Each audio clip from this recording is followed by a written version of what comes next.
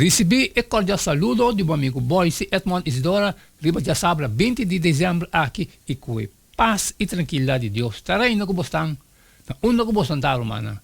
Nós estamos estudando. Nós estamos estudando. Awo como acaba de fazer minha oração.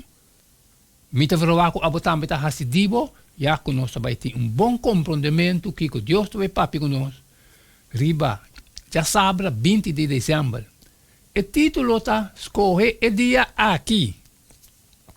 Nossa beleza para o estudo de semana aqui, Josué 24, Gênesis 12, 7, Deuteronômio 17, 19, também 5, 6, e 1 Reis 1, 2, 4 e 9, e 2 Timoteo 4, 7 e 8.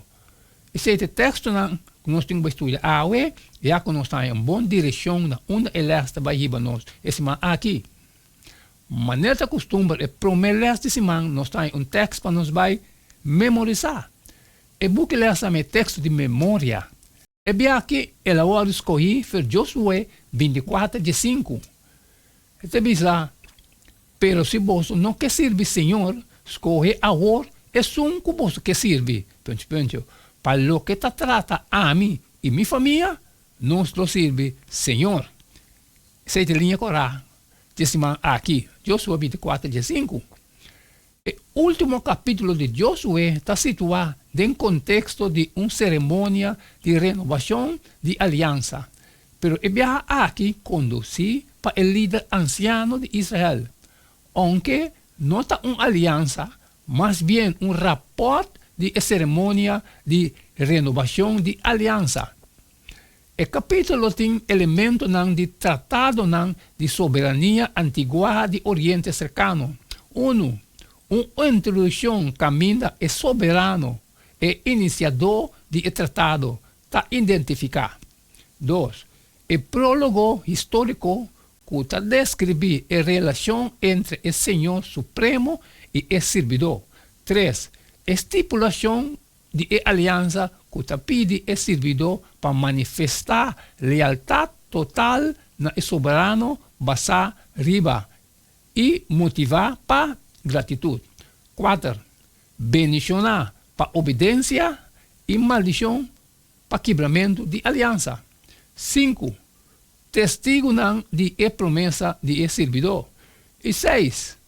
Guardamento de documento para lançamento do futuro.